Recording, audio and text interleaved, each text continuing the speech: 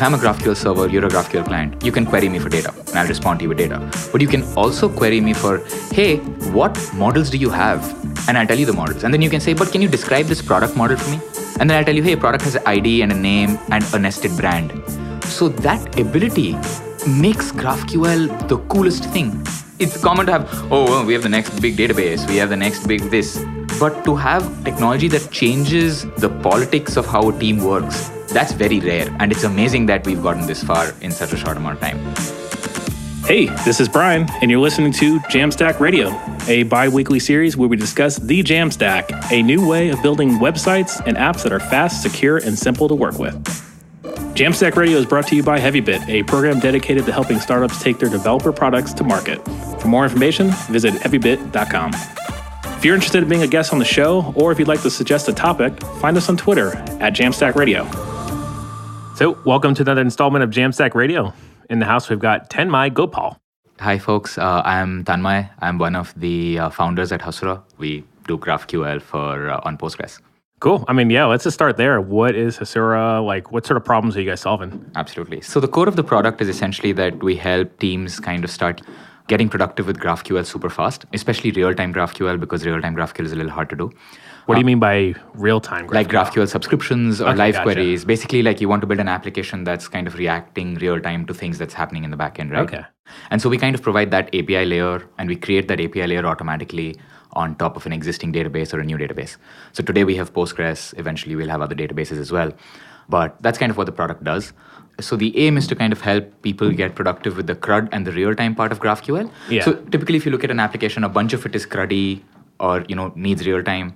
And then the other bunch of it has business logic implications. Yeah. So we want to help people with the CRUD and the real-time portion of it so that you can delegate that part to Hasura. And then you can do the rest, in your favorite GraphQL framework, however you want to write the server. So when you say Postgres specifically, one, why Postgres? Is it Postgres only? And do you have to have your own database to use with Hasura? Right. So today it's only Postgres, and you need to kind of own your own database. So Hasura is an open source service. So you run that open source service in front of the database wherever you have your database. Okay. You can have it on RDS, on Heroku, on your laptop, on-prem, wherever. Our users deploy it all over the place. And then you have Hasura sitting in front of that talking to the database. Why Postgres? Because Postgres is the best database. Okay. There is no other database. But Postgres is a really good general purpose application database. If you're starting to build an application today, one of the best choices that you could make is Postgres. That's one. There is also a strategic implication to using Postgres because if you look at a lot of new databases that are being built today, the non-relational planet-scale databases, there's CockroachDB, there's Cockroach Labs that's building CockroachDB, there's Yugabyte, there's TimescaleDB, which is a time series database, there's CitusDB, which is kind of like scalar Postgres. So all of these may not be Postgres underneath, but they all speak the Postgres protocol. Gotcha. You know what I mean? So it's like if you had an application that could speak to a Postgres database, you can switch that out and replace that with something else, sort of.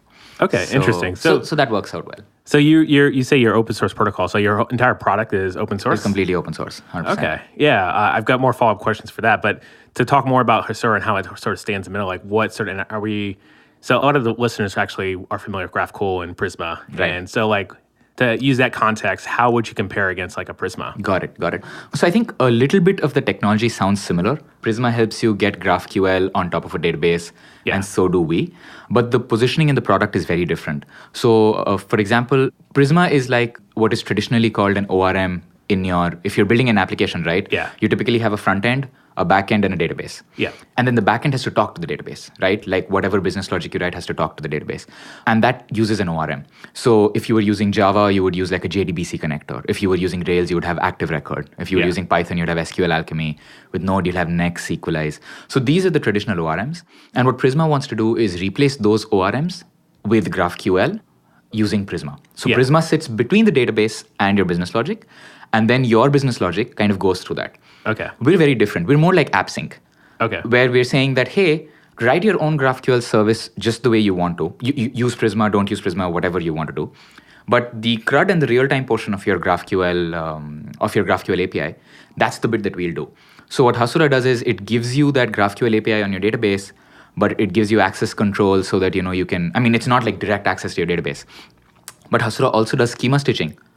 So that what you can do is you can have your own GraphQL services. They can be in serverless functions, they can be microservices, they can be written in Java, talking to Oracle, doesn't matter. Yeah. But you can stitch that together with Hasura Schema. And then your app can use, hey, I want CRUD and real-time stuff that's high performance out of the box with Hasura, but I need to make a payment API. That's your business logic. Yeah. And so all of that comes together. Does that make sense? Yeah, and the schema stitching, that sounds pretty valuable for myself because I build a lot of projects for GitHub. Right. That's like my base layer, and it's my example apps all start with GitHub Right. for obvious reasons. I work there.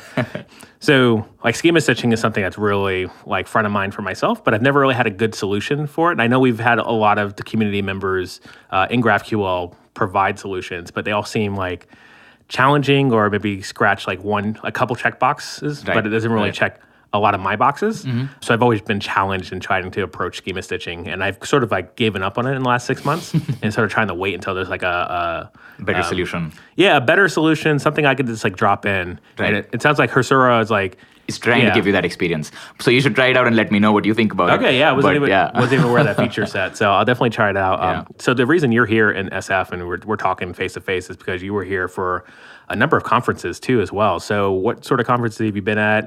So I started about 3 weeks ago speaking at a PostgreSConf here in San Jose. Then I went to Finland for speaking at GraphQL Finland. Okay. That was super fun. And then came down here for JAMstack Conf. I was doing a lightning talk there. I was showing how you can have a Gatsby site that uses Postgres as a data source at build time, and then how you can, whenever something changes in the database, you can trigger a build on Netlify. So that was a super cool, exciting demo. It was a 10-minute live demo. It was pretty nerve-wracking. It was super fun. And then now we have, I'm attending GraphQL Summit, which is tomorrow, day after. Yeah, tomorrow. And then we're hosting GraphQL Contributor Days early next week. So it's the first edition. We have a bunch of contributors from the GraphQL community.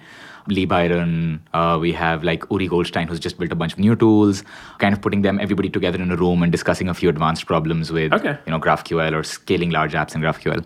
So lots of stuff.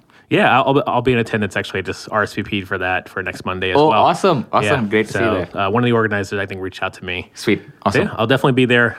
Look forward to seeing all the talks that you've been giving so far. But I'm curious more about the business aspect of Hasura now too as well. Because you mentioned your open source framework protocol. I'm not sure what term you use. The whole service is an open source service. Open source service. So you're here in San Francisco for conferences, but also to, I guess, assume to build a company as well. Absolutely. So I think on the business side, what we're doing is that today we offer support to our users. So we have a bunch of users in enterprise who kind of, wanted to get started with GraphQL, had existing applications built on Postgres, deployed Hasura on it, got instantly productive, super happy. But now they need a commercial version of the product. Because a lot of large companies can't deploy open source products straight up inside. So that's a monetization strategy for us immediately in the short term. But going out a few quarters from now and a year from now, we're looking at adding commercial features to the product and a managed service so that you don't have to host it yourself. You don't have to operate or scale Hasura yourself. We'll run it in your cloud VPC, in your cluster, on the cloud, wherever it is. And then we'll ops that for you so that you don't have to ops it. And so we're adding a bunch of those features over the next year. I don't want to let too many cats out of the bag, but that's the rough plan. Yeah, that sounds really interesting. And I find it really intriguing too, because I literally started with GraphQL when it was originally announced, and more of tinkering around with it. And then by the first GraphQL Summit 2 years ago, I think that's when the announcement of GitHub going public developer preview. So that was my intro into GraphQL. I was actually using a real public API. So what I'm getting at is it's interesting to see companies build around a new spec. Postgres has been around for a while. JavaScript development's been around for a while. GraphQL is very new. So it's interesting to see newer companies sort of come out and help support the ecosystem in addition to yourselves and Prisma and Apollo. Right. So I'm curious, how long has Hasura been around? Because I've only heard of it since Reactathon. Yeah, so I think we built the tech out about a year and a few months ago, and we launched the open source service just about 3 months ago.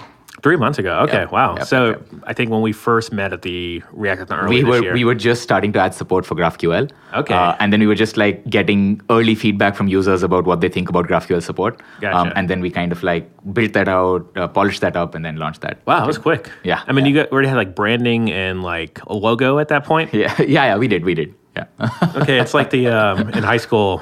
I'm not sure how it is in India, but in high school, everybody has a garage band, and you spend more time building logos and band That merch. is always the problem. Like logos are a problem, and then naming new modules or like new things that you're building is a problem.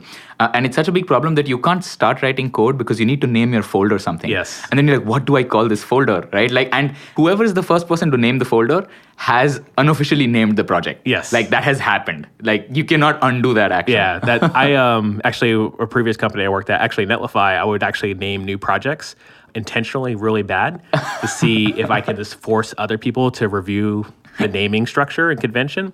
And we ended up going way more generic on naming. Like we have Netlify CMS today. It's like, it's a generic name, it works, but I threw out a bunch of like random names to force the issue. And it's funny because you're solving one of the two hardest problems of programming, which is one's naming, and then two is N+1 queries. So hopefully both those problems in the bag. Yeah. N+1 queries is solved. The next one is naming things. Yeah, and we now have a name for adding GraphQL to our Postgres. Absolutely. I remember like when GraphQL first came out, there was another project that was open source, like PostGraphQL. PostGraphile. Yeah, PostGraphile. Yeah. So is that similar? So they're also fairly similar. They're more similar to us than to Prisma. Yeah. Although on the surface, everybody's a GraphQL API on a database. There are a few very different approaches though. So Benji, I'm fairly close to, he's a good friend of mine, who's building PostGraphile. Their approach is that, everything kind of comes from Postgres. Your users are defined, your access control permissions, everything is defined inside your database, and your database is driving the entire API. Whereas our approach is a little more hybrid. We're saying that a bunch of stuff will come from your database, but a bunch of stuff might not. And so we do the schema stitching natively to help you support that. Yeah. One of the things that we're super excited about, we put this up on Hacker News, last week, and it went up on the front page. It was very good. Oh, wow. So we call this the 3-factor app, inspired by Heroku's 12-factor app. Yes. And so the 3-factor app is whatever application you build, Hasura doesn't matter, but whatever application you build, your backend should have real-time GraphQL, and it should have event sourcing, and it should have serverless.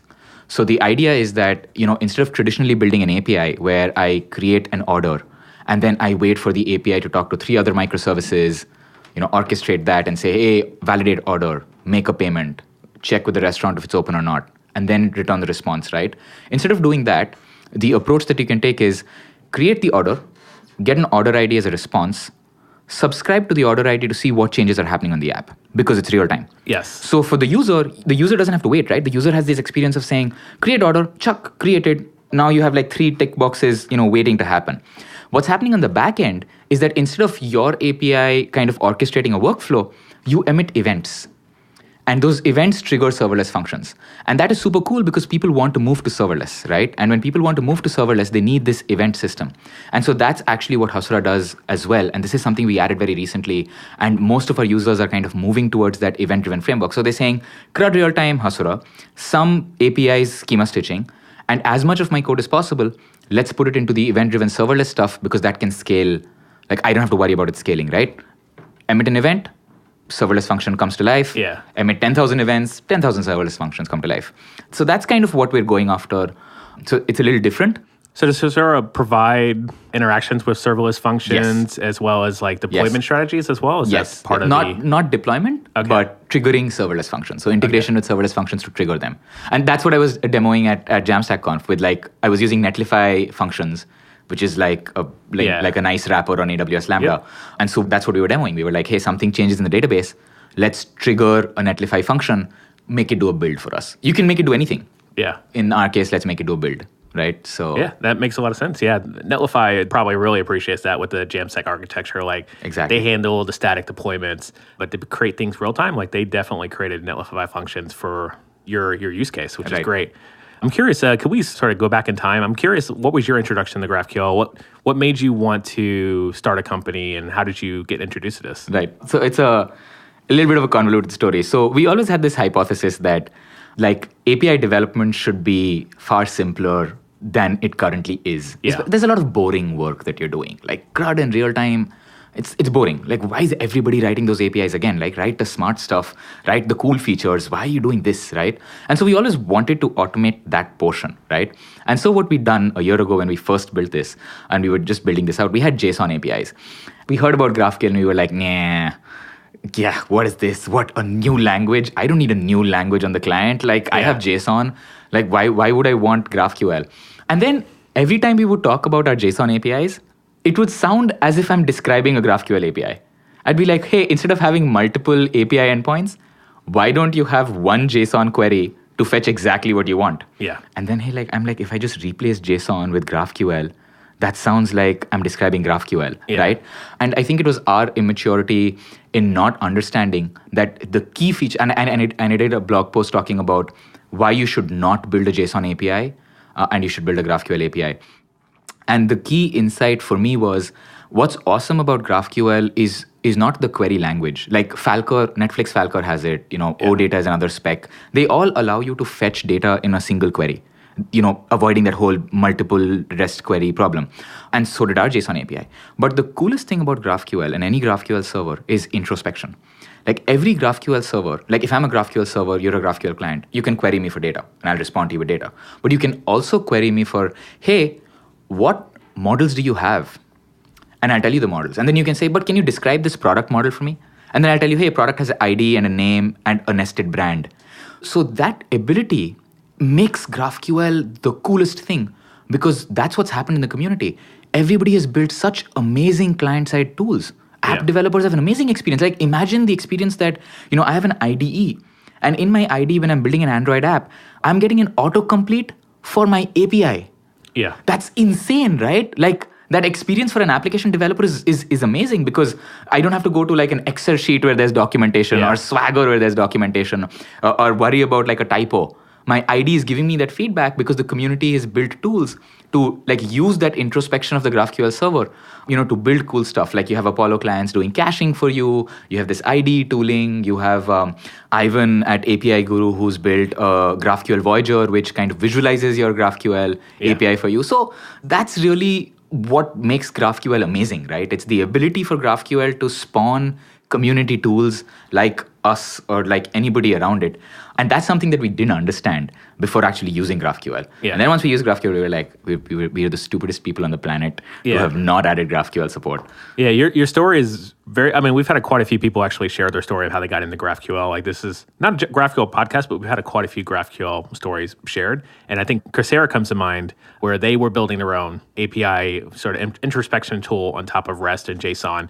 And Meteor is another one that also, the reason why Apollo exists and like they were so far ahead is because they were already building something that looked like GraphQL. And then they noticed that this spec was slightly better and there was more people attaching themselves to it. So it's cool to see, like now we have contributor days, which is next week, and hopefully future contributor days as well for GraphQL. Just on my ride over here, I saw Lee Byron announce the GraphQL Foundation as well, which is huge. Which is amazing. Lee Riley, who now is at Robinhood, I think. He left Facebook, but it's very important that now we have a foundation, so now we can continue to create the tools to help build the community and stuff like that. Yep. Speaking of tools, actually, I was just, I was working on my talk for this week at GraphQL Summit. I'm going to be giving a talk around improving developer experience using the GitHub GraphQL API. And I joined GitHub about 6 months ago, and I didn't really put much time into GraphQL until like the last couple months to prepare for my talk, mainly because I was just trying to ramp up and do some other stuff with the API things. And I missed out on all the new things that came out in the last six months. And I think the community sort of like overlapped itself on all the things you could do. Like now you could add add-on plugins and VS Code plugins to get that auto-completion with your queries, which is great.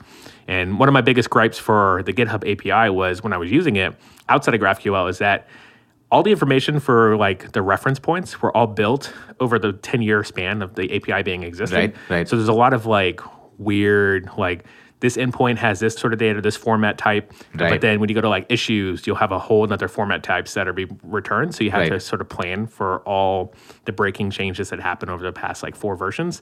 And with GraphQL, you don't have to worry about that because they can actually improve the endpoints without breaking APIs. Right. So what's your thoughts on adoption for GraphQL? Of course. Like I want it to be the biggest thing since sliced bread, right? Yeah. Like, yes, of course, because I'm in it. So I have a few data points on this, but I think that replacing a huge chunk of your API with GraphQL is going to happen. It makes a lot of sense. What doesn't make sense to me is replacing 100% of your APIs with GraphQL. Like I would still do auth with REST APIs just because there's so much good infrastructure around OAuth 2 and JWT and stuff like that. I just want to reuse that. I don't want to reinvent the wheel for that, right? And like stuff like binary stuff, like file uploads, large streaming media uploads. Like, I would rather just use the existing APIs. They've solved that problem well. But for the data portion of stuff, like, I don't mean the database, but I just mean like the data portion of your app, right? GraphQL should replace that and will replace that. The very cool thing that I've seen with GraphQL, which I've not seen with any other technology, is that when GraphQL came out as a spec, it got immediate adoption in like old school enterprises. Yeah. One of our clients is a Fortune 500 healthcare company who you not typically associate with like modern software, or they're on the bleeding edge, but they adopted GraphQL instantly. The second it came out, the architect looked at it and said, we have a huge problem with our internal platform and people who are building apps internally using these APIs that we have. And we have so much of this documentation problem and people talking to each other. We want GraphQL. And then when we released like our high performance GraphQL blog post, they used it, evaluated it within weeks, and they're on it. And that's insane. I work closely with a Fortune 3 bank. They started using GraphQL 2 years ago. They forked the first version of the Facebook GraphQL spec. And they started using, 2 years ago. Yeah. Like a Fortune 3 bank. Yeah. Like, that's insane, right? That's like, pretty awesome. That's insane. And they've poured in millions of dollars to kind of get that GraphQL layer running internally. It's fairly important for them to have that internal like central platform for doing governance kind of stuff and whatnot. But it was amazing for me to see that kind of adoption for GraphQL, right? It means that it's very rare that you can have technologies that solve a process and political problem, right? Yeah. It's very rare for that to happen. It's not common. Like, it's common to have, we have the next big database, we have the next big this, we have the next big this. But to have technology that changes the politics of how a team works, right? Yeah. That's very rare. And it's amazing that we've gotten this far in such a short amount of time. So GraphQL is going to stay. Yeah. I'm sort of banking on that as well. Yeah, so if someone wants to get started with Hasura, like we have a Postgres app, or they're interested, like what's a good place to... So just head to the website. We have a try it on Heroku thing. We're the number one button on Heroku. We're the number one thing that's deployed to Heroku. Yeah. Congratulations on that. That's good. I opened up the Heroku ecosystem page like last week and I saw, hey, number one is Hasura. Like above everything else. That was insane. So that's the fastest experience. You can go to the website, click on Try It on Heroku. You'll have your Postgres and Hasura provisioned within like 30 seconds. Use the UI, make a table, get your GraphQL API instantly. Like within a minute, you'll have your first API, your first database.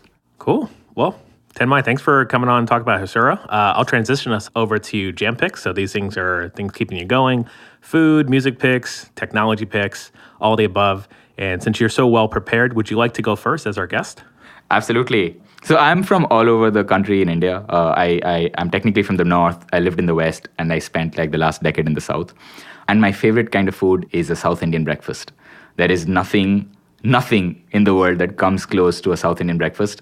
And if any of you are listening in on this and you have not had a South Indian breakfast and you want a connoisseur's introduction to it, please hit me up on Twitter and I'll take you to a bunch of places in the Bay Area and we will have a South Indian breakfast. You can actually get it here. Yep.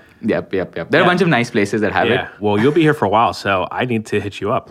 Absolutely. For sure. Any other picks for us? If you're reading something and you want like the next book to read, and if you're into science fiction, I would highly recommend The Three-Body Problem. It's by a Chinese author called Cixin Liu.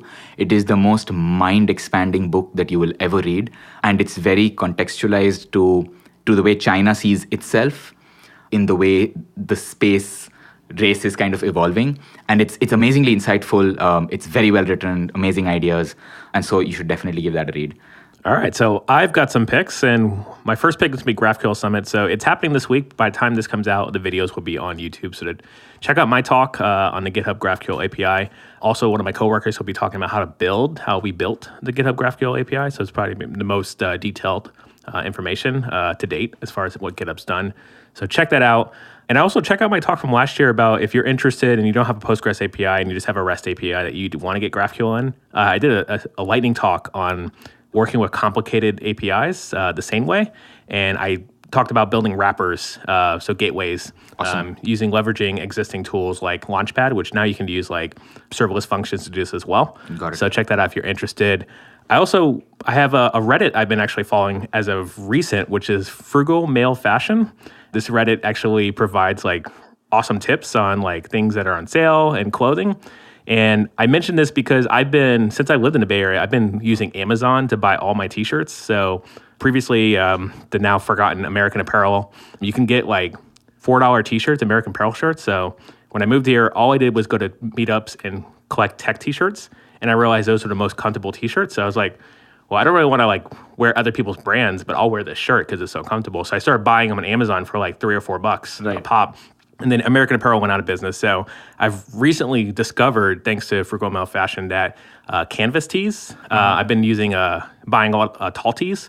They're a little more expensive, though, ironically, because they're not made in America, but they're like around $6 or $7 a pop. But I mean, it's way cheaper than walking into any store and down on Market Street or in the mall or whatever to buy a shirt that is not worth that amount of money. So anyway, highly recommend going to Amazon, go to Frugal Male Fashion on Reddit, and improving your fashion, because we all need help around that. So that's all I have for picks. Again, Tanmai, thanks for coming on, chatting about Hasura and GraphQL and the future of GraphQL. And listeners, keep spreading the jam. That's all the time we have for today. If you're interested in being a guest on the show, or if you'd like to suggest a topic, find us on Twitter at JAMstack Radio. To learn more about Heavybit, visit heavybit.com. And while you're there, check out their library. It's packed with amazing talks on sales, marketing, product, and general management from founders of developer tools companies and other industry leaders.